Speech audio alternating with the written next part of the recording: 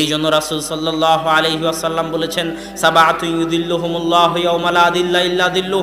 কঠিন কিয়ামতের মাঠে আল্লাহ সুবহানাহু ওয়া তাআলা 7 শ্রেণীর মানুষকে তার বিশেষ ছায়াতলে ছায়া দিবেন। তার মধ্যে এক শ্রেণী হচ্ছে শাবুন নাশা ফি ইবাদাতিল্লাহ, ওই যুবক যে তার যৌবনকালকে আল্লাহর ইবাদতে, আল্লাহর রাস্তায়, আল্লাহর বিধিবিধান পালন করতে ব্যয় করেছে। বয়স 60-70 হয়ে গেলে সালাত আদায় করা, মুখে দাড়ি রাখা সহজ।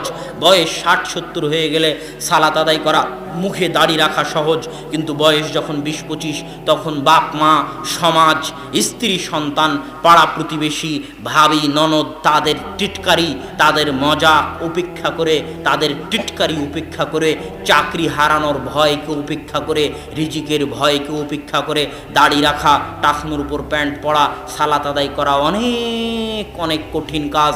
এই জন্য আল্লাহ বৃদ্ধদের জন্য এই বিশেষ নিয়ামত রাখেননি।